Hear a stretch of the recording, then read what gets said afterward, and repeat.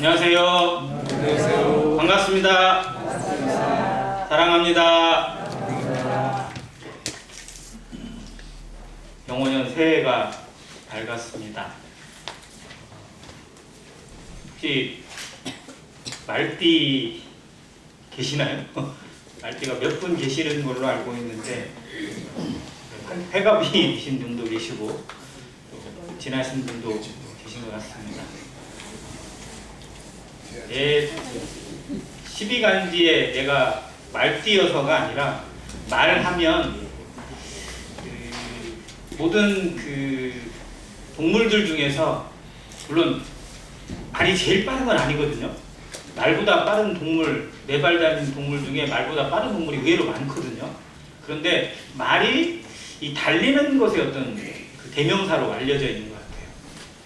예를 들어서 치타랄지 뭐 영양이랄지 이런 동물이 말보다는 훨씬 속도가 빨라요. 계산해보면. 그런데도 말이 아무튼 달리는 것에 있어서는 가장 힘차게, 가장 활기차게 달리는 모습을 보여주는 것 같습니다. 올 한 해 정말 건강하고 활력 있고 생기 있는 말처럼 주 안에서 힘차게 달려가시는 한 해 되기를 주님의 이름으로 축복합니다. 네. 디모데후서 4장 드리겠습니다.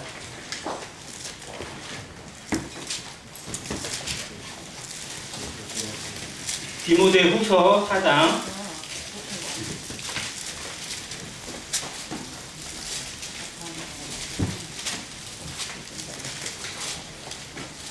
1절과 2절 같이 한 목소리로 읽겠습니다. 찾으셨으면 같이 읽겠습니다. 시작.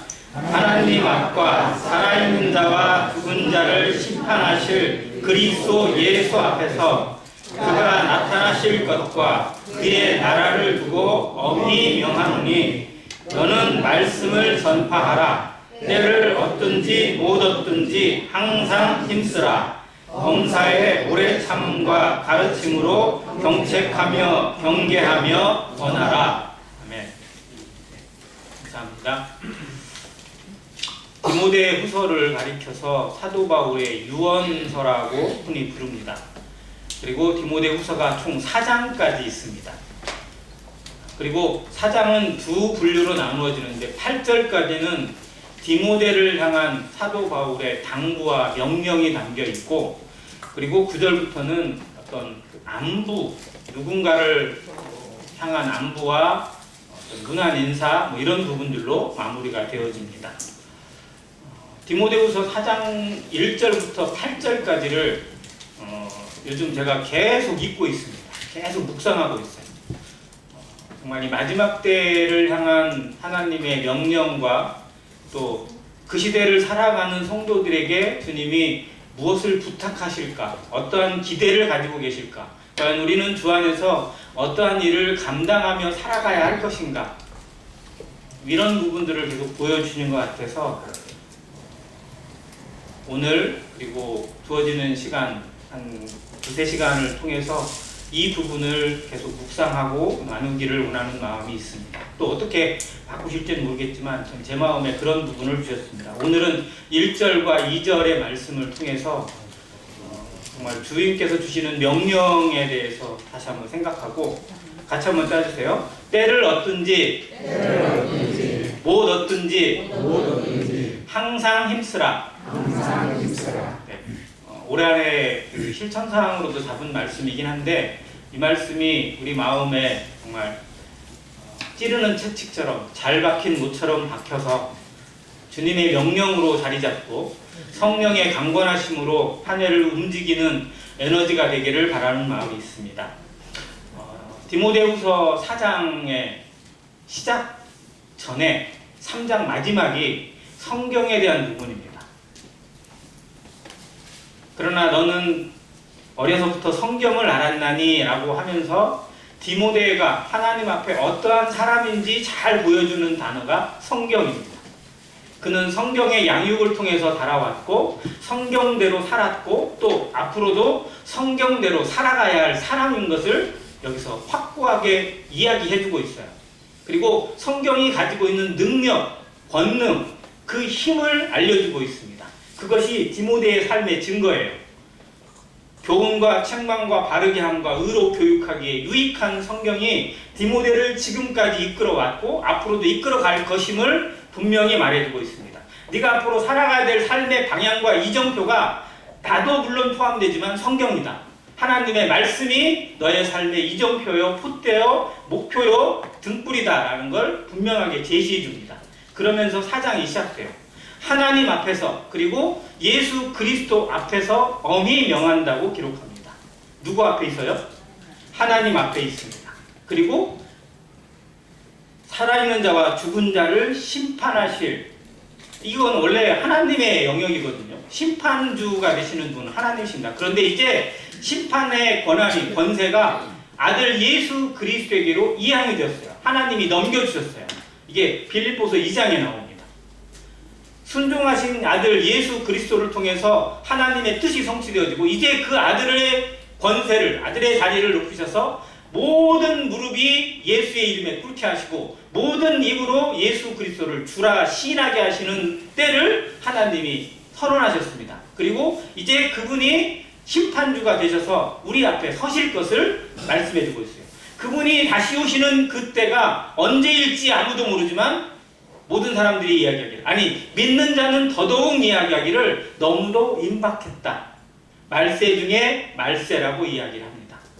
아침 성경 공부 시간에 잠깐 그 이야기를 했는데 세계에서 가장 강력한 나라, 가장 강대국, 뭐 경제력이나 뭐 또 무기, 또 어떤 가지고 있는 그 어떤 힘, 어떤 이런 걸로 따졌을 때 세계 1, 2, 3위를 꼽으려면 누가 뭐래도 미국, 중국, 러시아를 꼽습니다.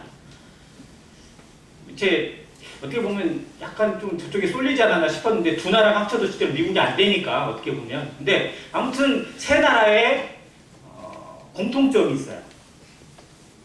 다 땅이 넓어요. 아세요? 세계에서 가장 땅 넓은 1, 2, 3위를 꼽자면 물론 뭐 다른 나라가 들어갈지 모르지만 아무튼 그 세 나라가 다 들어가요. 그리고 세 나라의 지도자가 다 또라이예요. 진짜 이게 그냥 우연이 아니에요. 그 도대체가 알 수 없는, 자, 세계를 움직이는 힘을 다 가지고 있는 나라가 전부 다 이상한 나라가 되어버렸어요.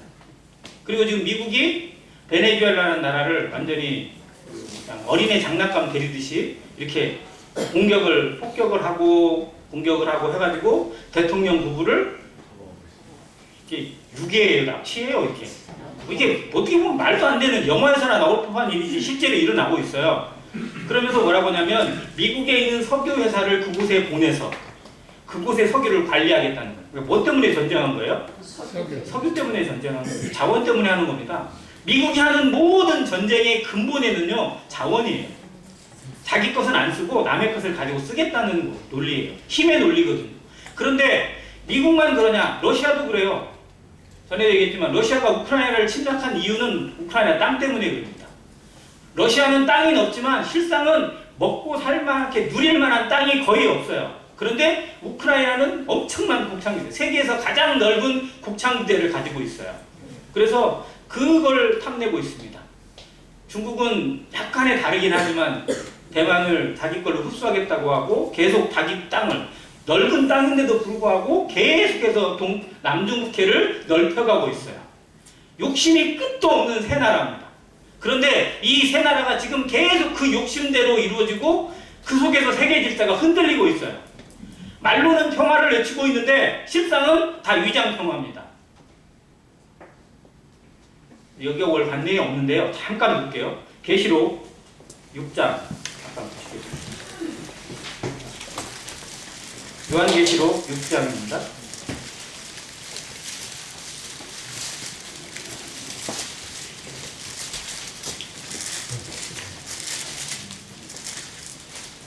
(6장 1절에) 일곱 인이 나옵니다.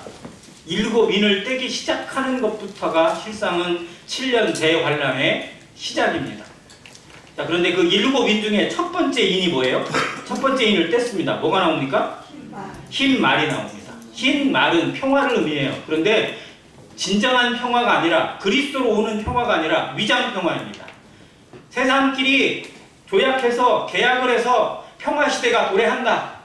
우리는 이렇게 평화할 수 있다. 누군가가 힘을 잡고 누군가가 이야기하면 전쟁도 막을 수 있다. 트럼프가 작년에 얘기했어요. 내가 7개의 전쟁을 막았다. 그러니까 나한테 노벨 평화상을 줘야 된다.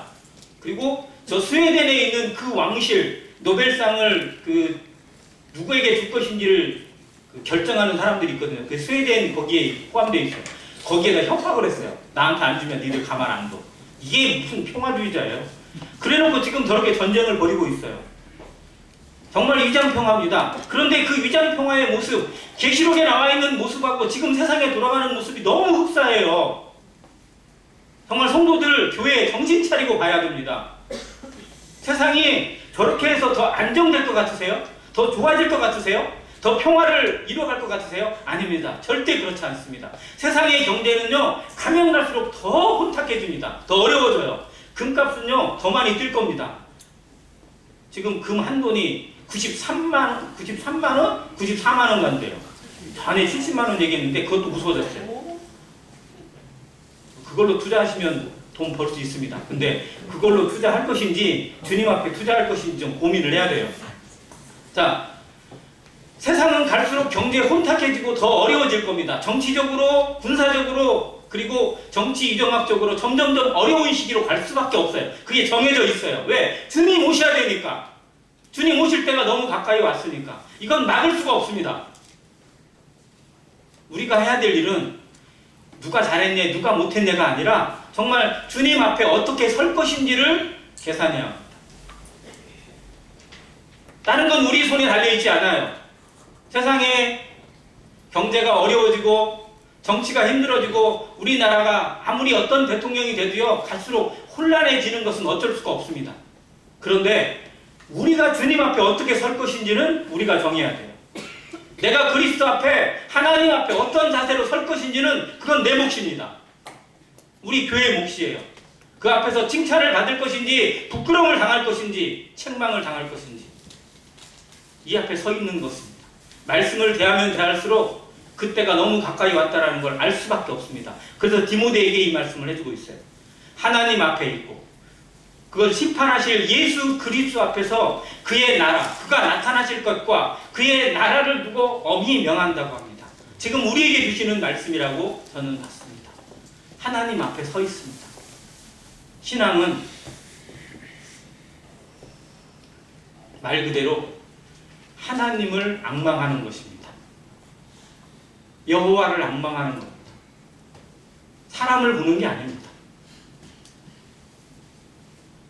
누군가가 나에게 어떤 말을 하고 어떤 행동을 하고 어떤 것을 해서 우리는 상처받을 수도 있고 위로받을 수도 있고 격려받을 수도 있습니다. 그런데 사람을 바라보면 누구나 다 실족할 수밖에 없습니다.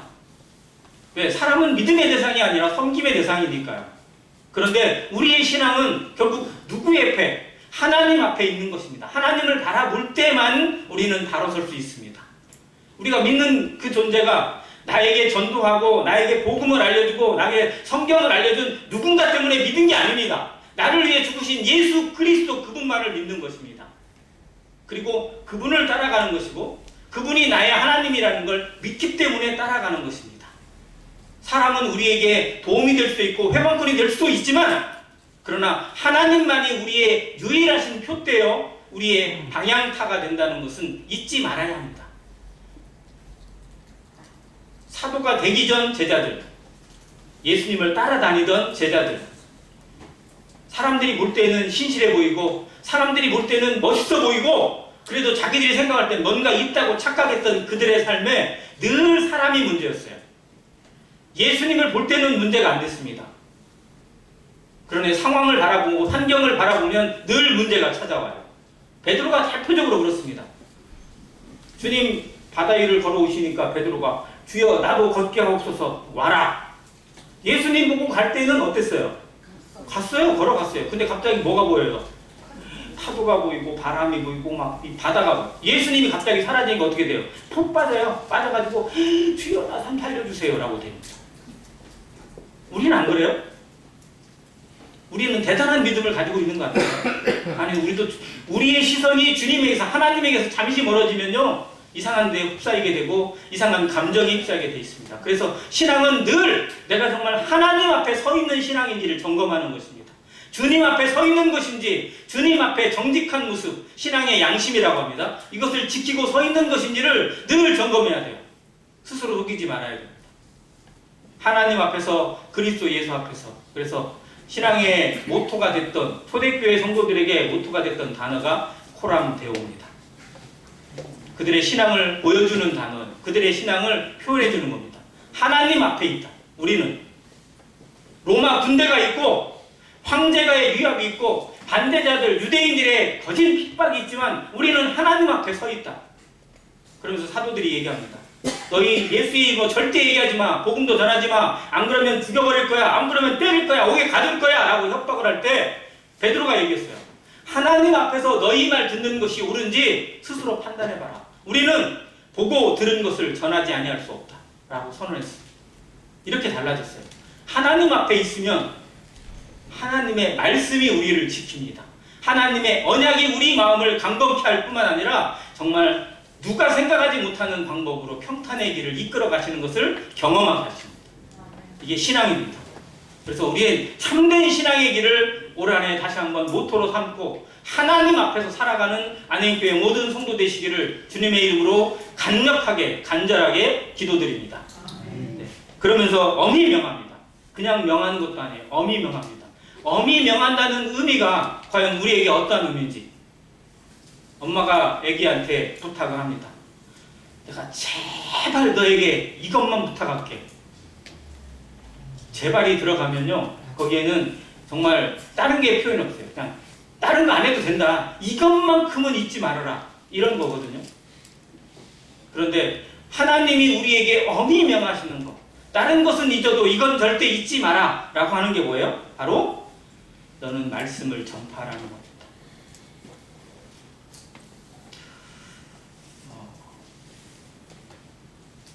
물론 모든 성도들에게 이 말씀이 명령이긴 하지만 전 개인적으로 사역의 길에 접어들 때 받은 말씀이 이 말씀입니다. 너는 말씀을 전파하라. 때를 얻든지 못 얻든지 항상 힘쓰라. 범사의 오래 참음과 가르침으로 경책하며 경계하며 권하라.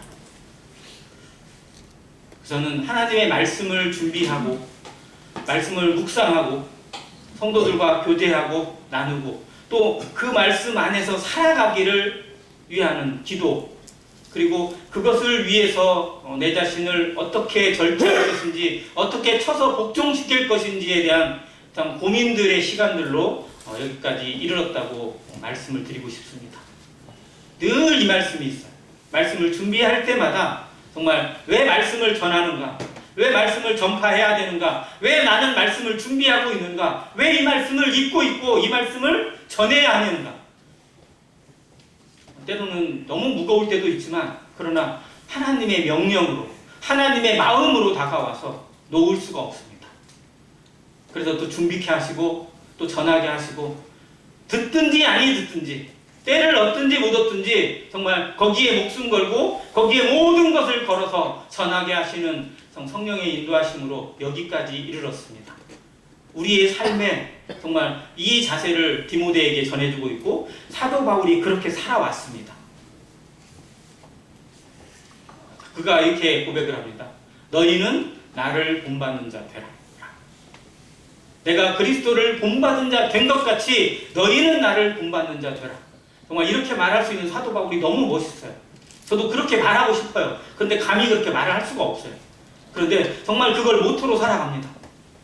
그리스도를 본받은 자 된 것 같이 너희도 나를 본받는 자 되라고 말할 수 있는 부모가 되고 영적 아비가 되고 그리고 스승이 되기를 간절히 기도합니다.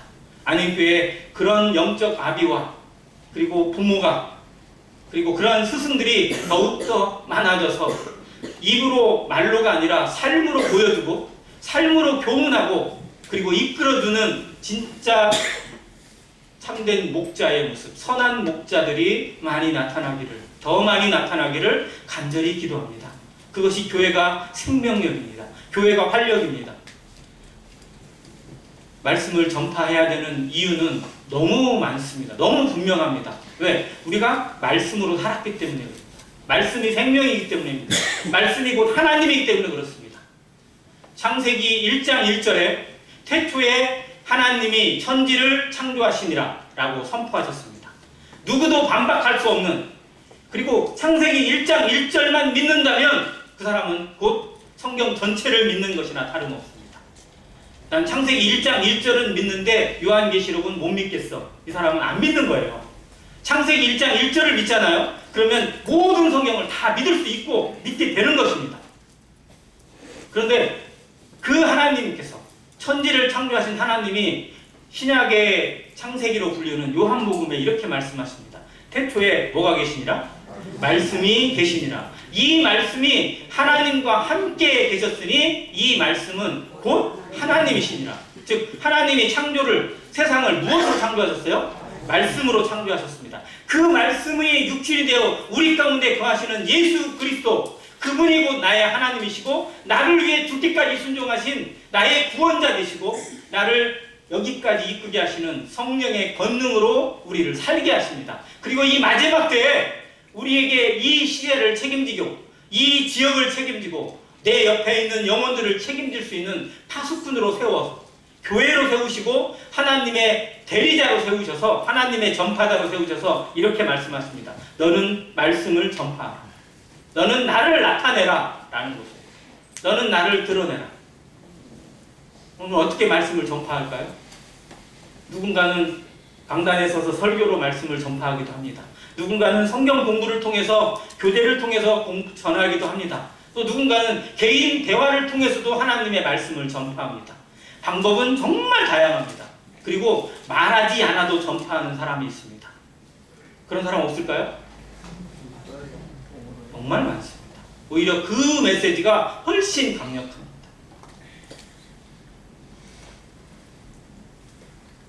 우리나라의 그 복음성가를 가장 많이 지은 여성이 있어요. 혹시 아세요? 송명희 씨라고 있습니다. 저보다 좀 나이가 많으세요. 지금도 방에서 거의 나오지를 못합니다. 방에서 못 나와요. 거의 거동을 할 수가 없어요. 몸 자체가. 그리고 말도 제대로 못합니다. 얼굴은 정말 일그러져 있고요. 글씨를 쓰면요, 2살짜리, 3살짜리가 쓴 글씨보다 더 막 날아다녀요. 이렇게. 그런데 그 마음으로 그 방에서 늘 하나님을 묵상하고 성경을 묵상하면서 나 같은 사람에게 임한 하나님의 복을 노래하고 있어요. 대표적인 노래가 나옵니다. 나 가진 재물 없으나, 나 남이 가진 건강 없으나, 그러나 나 남이 없는 것 있으니 바로 하나님을 내게 주셨다고, 그리스도를 내가 믿을 수 있는 길을 주셨다고 고백하면서 찬양하고 감사하고 노래합니다. 정말 놀라운 감사의 고백. 제대로 말도 못하고 누군가에 가서 복음을 전하지도 못하지만 수없이 많은 사람들에게 복음을 전해왔고요. 하나님이 기억하시는 가장 위대한 복음 전도자가 아닐까 생각합니다. 뭘 탓하거나 환경을 탓하는 것이 아니라 정말 내게 주신 곳에서 내게 줄로 메어진 구역이 아름다운 곳에 있다고 고백하고 그곳에서 있는 그 자리에서 하나님을 전파하고자 하는 간절함이 있으면 하나님은 늘 길을 주십니다. 늘 길을 만들어 주세요. 주님은 웨이메이커입니다. 길을 만드시는 분이세요. 근데 우리는 꼭 길이 없다고 핑계댑니다. 변명거리를 찾습니다. 그래서 뭔가를 하고자 하는 사람은 방법을 찾고 하기 싫어하는 사람은 핑계를 찾습니다. 우리에게 말씀을 전파하라는 건 핑계할 수 없는 명령입니다. 나의 삶에 하나님을 어떻게 드러낼 것인지, 어떻게 전할 수 있는 것인지, 내가 가지고 있는 것, 내게 주신 것을 어떻게 하나님께 드려서, 어떻게 누군가에게 나누어서, 어떻게 누군가에게 이거를 전파해서 빛을 내서 나를 희생해서 하나님을 나타낼 수 있을 것인지, 그러기 위해서 나는 어떻게 깨지고 있는지, 어떻게 다듬어지고 있는지, 어떻게 부서지고 있는지를 점검하는 것, 이것이 곧 신앙입니다. 내가 하나님 앞에 서 있는 것, 내가 정말 어떻게 부서지고 있는지, 어떻게 희생되고 있는지, 주님이 나를 위해 주신 그 희생과 그 가치와 그 겸손을 늘 배워가면서 내가 어떻게 그리스도와 함께 연합되어졌는지, 어떻게 하나 되어져서 그리스도의 인격과 성품이 나의 것으로 자리 잡게 하시는지, 이기적이고 돈을 사랑하고 그리고 늘 계산적인 나에게 주의 겸손과 온유함이 그리고 그 자비가 내 가운데 나타나서 내 말에, 내 눈에, 내 행동에, 내 모든 것들에 드러나게 하시는 하나님.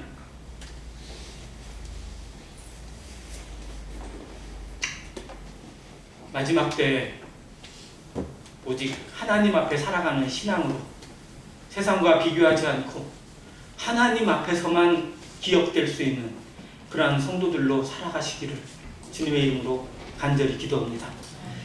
때를 얻든지 못 얻든지 항상 힘쓰라고 하십니다. 때가 있을 때. 지금이 무슨 때일까요? 성경으로 보면 보라 지금은 은혜 받을 만한 때요, 보라 지금은 구원의 날이라고 하신 때, 왜? 아직도 주님께서 기회를 주고 계시니까. 구원받지 못한 사람, 아직도 교회는 나오지만 성경은 들었지만 확실한 구원의 확신 속에 있지 못하고 정말 내가 하나님의 사랑으로 예수 그리스도를 말미암아 구원받았고 이제 천국에 온전히 들어갈 수 있는 믿음을 가졌다고 고백하지 못하는 사람들에게 오늘도 기회를 주고 계십니다. 들을 수 있는 기회를 주시고 믿을 수 있는 기회, 성령께서 우리 마음을 터치하고 계시고 우리 마음을 움직일 수 있도록 감동을 주고 계세요. 그래서 그 마음에 그렇습니다. 저 말씀이 진리입니다. 저 말씀이 곧 하나님입니다. 라고 고백하는 자에게 내가 알 수 없는 놀라운 감동으로 능력으로 자리 잡게 하시는 때, 구원의 때입니다. 은혜의 선물의 때입니다. 또 지금은 어떤 때인가요? 자다가 깰 때입니다. 자고 있는 성도들, 졸고 있는 성도들에게 깰 때가 되었다고 말합니다. 눈을 들어 밭을 보라, 휘어져 추수하게 되었도다. 추수할 것은 많되 일꾼이 없다고 말씀하십니다. 정말 우리의 눈을 어디에 둬야 될 것인지 고민해야 될 때입니다. 정말 내게 맡긴 영혼은, 내가 감당해야 될 성도들은, 내게 맡긴 자녀는, 영적인 자녀든 육적인 자녀든 하나님 앞에 정말 어떻게 양육하고 있는지를 점검해야 될 때입니다. 내가 돌아봐야 될 성도들, 내게 기도하고 있는, 내게 하나님의 마음으로 접근하게 하시는 성도들과 영혼들은 나로 말미암아 선한 영향력을 받고 있는지를 점검해야 됩니다. 주님 앞에 그걸 회개해야 되니까요.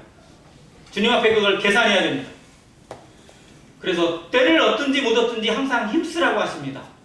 우리의 때, 세상에도 때가 있어요. 타이밍이라고 합니다. 세상의 모든 것들을 잘 살펴보세요. 결국은 다 타이밍이에요. 운동하는 선수들이 그 타이밍을 잡기 위해서 얼마나 갖은 애를 씁니까? 네, 그 타이밍을 못 맞추면, 야구 좋아하세요 혹시? 야구 그 배트에 공을 맞추는 거 어떻게 보면 아무것도 아닌 것 같죠? 근데 어때요? 혹시 그 야구장에 야구 뭐라고 해야 돼요? 케이지에서 저기서 공 푹 날라오면 나는 방망이 들고 탁 때리는 거 혹시 해보셨어요? 제 청년 때는 막 친구들이랑 가가지고 시합도 하고 막 내기도 하고 잘하거든요. 공이 15개 날라와요. 거기서 500원 넣으면 15개 중에 누가 더 많이 때리고 뭐 이렇게 하느냐, 그래서 막 내기하고 뭐 그러는데, 저도 그냥 좀 한다고 해가지고 한번 해봤어요. 근데 일반 공이 있고요, 좀 빠른 공이 하나 있어요. 빠른 공. 빠른 공이 몇 킬로인지 아세요? 거기서 기계에서 120km로 와요. 120km로 와요. 근데 진짜 못 맞추겠더라고요. 그래가지고 놀랐어요. 프로야구 선수들이 던지는 공이 보통 속도가 얼마인지 아세요? 보통 뭐 140, 150 요즘 막 우습게 넘잖아요. 저희 그 앞에 쓰면요, 방망이를 들고 있는 게 아니라 다 도망가요. 그 공 보는 순간에 무서워서 때릴 엄두가 안 난다니까요. 근데 그거를 정확하게 맞춰서 커브볼이든 어떤 변화구든 맞춰서 때리는 거 보면 진짜 엄청난 연습을 한다라는 생각을 안 할 수가 없어요. 자, 모든 게 다 타이밍입니다. 뭔가를 하려면 그때에 맞게 해야 돼요. 공부할 때가 있고 일할 때가 있고 잠잘 때가 있습니다. 그런데 세상에서도 때가 있는데 하나님의 때가 없겠어요? 지금이 어떤 때인지를 하나님의 말씀을 통해서, 성령의 기도를 통해서 우리에게 알려주세요. 지금이 뭐 할 때다. 지금은 일할 때다. 지금은 너를 드려야 될 때다. 지금은 누군가에게 전해야 될 때다. 성령이 우리에게 계속해서 자극을 주십니다. 성령은 쉬지 않고 일하십니까? 그런데 우리는 우리의 계획 속에서, 우리의 생각 속에서 그걸 늘 지워주고 있어요. 얼마나 많이 쳐내고 있는지 아십니까? 복을 걷어차고 있는 일들이. 누군가를 섬길 수 있는 기회, 모임에 함께해서 주님을 예배할 수 있는 기회, 어디에 가서 기도할 수 있는 기회, 누군가에게 전할 수 있는 기회, 누군가를 섬길 수 있는 정말 절호의 기회를 주시는데도 불구하고 우리의 생각으로, 우리의 습관으로 그걸 차단할 때가 훨씬 더 많다는 겁니다. 그래서 하나님의 보물창고가 우리의 그 차단 하나하나마다 삭제되어 가고 나눠져 간대요. 그래서 천국에서 제일 큰데 결국 아무도 못 가지는 것이 보물창고랍니다. 면류관 창고. 우리의 삶이 정말 상을 얻는 삶인지 아니면 상을 걷어차고 있는 삶은 아닌지 이 말씀을 통해서 기억하시길 바랍니다. 범사의 오래 참음과 가르침으로 제가 오랫동안 묵상하고 고민했던 부분이 이 부분입니다. 오래 참음하고 가르침과 서로 연관성이 있나요? 어떠세요? 오래 참음과 가르침. 처음에는 가르침하고 오래 참음하고 어떤 연결이지? 근데 조금만 더 묵상해 보니까 과연 주님이 우리를 어떻게 가르치셨나? 주님이 제자들을 어떻게 가르치셨나? 진짜 가르침은 뭐다? 오래 참음이다. 기다려주는 거다. 우리 잘 기다리나요? 잘 참나요? 우리 딴에는 좀 참는 것 같아요. 그래서 그런 표현을 합니다. 내가 참을 만큼 참았어. 진짜 참을 만큼 참은 거예요? 모르겠어요. 진짜 오래 참았는지 잘 모르겠는데 그 말을 하고 하는 행동을 잘 보면 안 참은 거예요. 더 이상은 못 참겠어 라고 말하는 순간이 가끔 있어요. 우리에게도 올라올 때가 있더라고요. 그런데 주님은 그럼 어떻게 참으셨나? 주님은 얼마나 참으셨나 생각해 보니까 내가 참는 건 참는 게 아니었습니다. 그래서 주님의 마음을 배우고 하나님 앞에 살아가는 삶의 자세에서 가장 기본이 참는 겁니다. 사랑은 언제나 오래 참. 그냥 참는 게 아니에요. 사랑은 언제나 오래 참습니다. 중간에 참아내고 견디게 하십니다. 그래서 사랑의 시작도 참음이고 과정도 참음이고 마무리도 참음으로 끝납니다. 정말 부모가 자녀를 양육할 때 얼마큼 참는지. 근데 실상은 부모도 실제로 자녀를 못 참을 때가 많아요. 그래서 막 손이 올라갈 때도 있고 뭐가 던져질 때도 있고, 심지어는 요즘은 부모가 아닌 것처럼 막 자기가 낳은 자식을 죽이기도 하고 집어 던지기도 하고 딴 데다 버리기도 하는 정말 악랄한 세상으로 변하지만, 그러나 그 세상에서 가장 그래도 오래 참는 사랑을 보여주는 것이 결국 부모의 사랑이거든요. 그런데 주님의 사랑, 주님이 나를 얼마나 참으셨는지, 얼마나 기다리고 계시는지를 생각하면 우리에게 이 마음을 배우게 하세요. 그래서 정말 진정한 가르침은 지식을 전하고 뭔가를 알려주는 게 아니라 그 사람이 그 말씀으로 소화될 때까지 기다려줄 수 있는 거다라는 것을 생각합니다. 그래서 범사의 오래 참음과 가르침으로 라고 기록했어요. 교회가 성숙한 교회가 되면, 건강한 교회가 되면 말보다 참아주고 기다려주고 격려하는 것이 많이 나옵니다. 그런데 건강하지 못하고 세속적인 모습으로 흐르게 되면 말이 많아지게 돼요. 그래서 우리의 모습, 우리의 신앙에서 정말로 참고 기다려주고 그리고 격려해 줄 수 있는 것들이 어떻게 나타나야 될 것인지를 다시 한번 생각합니다. 하물며 성도에게도 그러는데, 안 믿는 사람, 우리가 전파해야 될 대상을 향해서 어떤가요? 누가 그랬죠? 그 사람을 제대로 복음으로 인도하려면 밥을 몇 번 먹으라? 몇 번이에요? 정답은 없어요. 그런데 어떤 분이 얘기할 때 30번을 먹으면 된답니다. 30번. 이 정현대님 그 옆에 계신 김영택 선생님하고 30번 정도 식사하셨죠? 29번이에요. 예, 한 30번, 즉 정말 어떻게 보면 그 식사에 빚져서 먹는 것에 빚져서 정말 나오게 되는 그러면 바로 구원 받나요? 아니에요. 그것도 아니에요. 정말 우리는 끝없이 참아주고 기다려서 한 영혼을 얻을 수밖에 없습니다. 왜? 주님이 그렇게 기다리시고 나를 건지셨으니까. 그런데 어느 순간에 화딱지가 나요. 온다고 그랬어. 그래, 내가 이번에 꼭 갈게. 그리고 주일 아침이 딱 됐는데 불안해. 뭔가? 그럼 뭐가 와요? 전화가 오면 그나마 다행이야. 문자로. 뭐예요? 갑자기 온다고. 아, 나 꼭 갈게. 이렇게 문자가 오는 법은 없어요. 갑자기 일이 생겨가지고 오늘 절장 너무 미안해.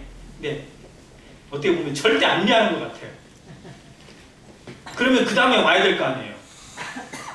그러고 나서 땡이야. 정말 우리 속을 아프게 하고 우리 속을 뒤집어 놓는 일이 수없이 많이 일어납니다. 그럼에도 어떻게 하라? 오래 참음과 가르침으로 너도 그런 사람이었다라고 알려주십니다. 너는 하나님 마음 아프게 한 적 없니?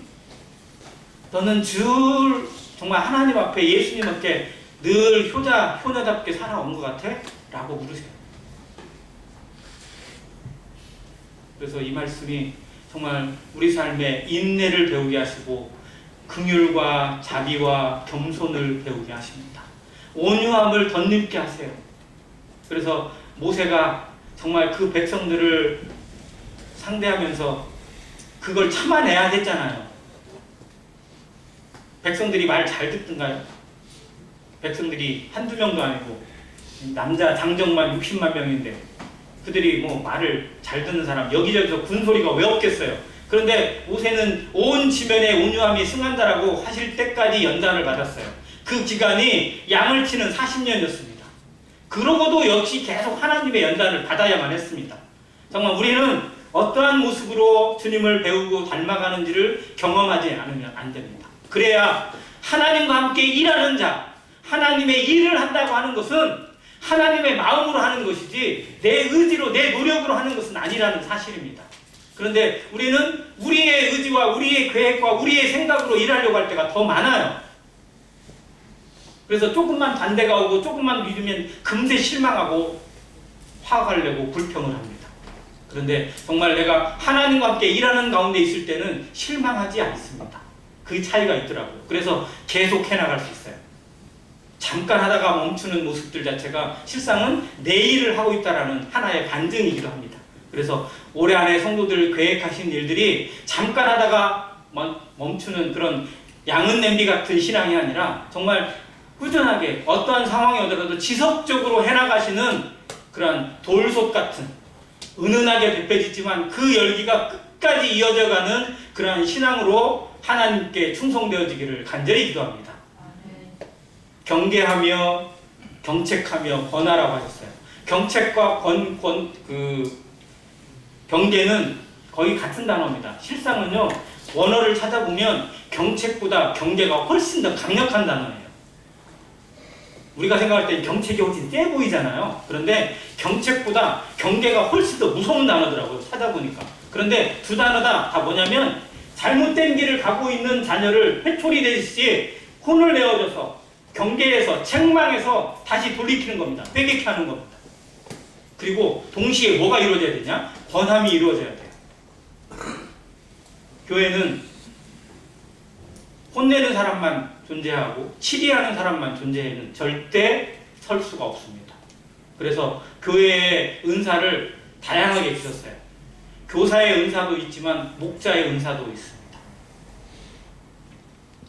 교사의 은사만 넘쳐나가지고 다 가르치고 다 훈계하고 다 책망하고 잘못했다고 지적해보세요. 그럼 어떻게 되겠어요? 양들이 어떻게 돼요? 다 숨어요. 목자를 쳐다보는 게 겁나가지고 다 도망가요. 목자가 아니라 정말 그 늑대보다 더 무서운 막 맹수같이 보여. 그렇게 해서 다 숨어버려. 교회가 그렇게 해서 어려운 가운데 있는 지역교회들을 여러 봤습니다. 그런데 목자가 또 필요해요. 어머니처럼 보듬어주고 채워주는 격려해주고 품어주고 다듬어주는 그런 은사. 그래서 교회의 성도들이 내게 있는 은사를 잘 분별하셔야 됩니다. 내게 이 하나님께서 이러한 부분을 보여줬다. 정말 내 마음 가운데 이런 것을 보여줬다. 이것에 대해서 순종하는 것, 이것이 하나님 앞에 합당하고 바른 길입니다. 이걸 안 하는 것이 죄입니다. 왜? 주님이 주신 것을 나타내지 않은 거니까. 주님이 우리에게 무엇을 주셨는지, 내게 주신 말씀이 무엇이고 내게 주신 은사가 무엇인지, 내게 주신 소명이 무엇인지를 찾는 것, 이거 대단히 중요합니다. 더 중요한 거, 그 가운데 순종하는 것입니다. 성도들은 다시 기억해야 돼요. 거짓말을 하지 않는 것이 잘하는 것, 이거 맞습니다. 그런데 참말을 하는 것 더 중요합니다. 거짓말을 안 하는 것보다 더 중요한 건 진리를 전파하고 진리를 말하고자 하는 의지가 더 중요해요. 악을 행하지 않는 것 중요합니다. 그런데 그보다 더 중요한 게 뭐냐면 선을 행하고자 하는 의지가 더 중요합니다. 이것이 주님 앞에 옳은 것이다. 그러면 그 일에 목숨을 걸어야 돼요. 왜? 성령이 그걸 주장하고 계시니까. 성령의 충만함으로 살아가는 삶의 자세는 악을 행하지 않는 것에 머물지 않습니다. 선을 행하고자 하는 의지. 성경을 주신 목적이 그거잖아요. 디모데후서 3장 17절. 이는 하나님의 사람으로 온전하게 하며 모든 선한 일을 행할 능력을 갖추게 하려 합니다. 성경은 이런 말씀입니다. 이런 하나님의 권능이 있어요. 우리로 하나님의 일이 무엇인지 선한 것이 무엇인지를 분별하게 합니다. 그 일을 행할 수 있는 능력을 주세요. 말씀이 우리를 그렇게 이끌어 가십니다. 성령이 하시는 일입니다. 이 말에 충성되어져서 올 한 해 주님 앞에서 말씀을 전파하는 일에, 주님을 나타내는 일에, 그리고 나로 말미암아 누군가에게 하나님이 어떠한 분이신지를 드러내고 복음이 무엇인지를 드러내고 말씀의 능력이 무엇인지를 드러내는 하루하루가 되기를 주님의 이름으로 간절히 기도합니다. 이상입니다.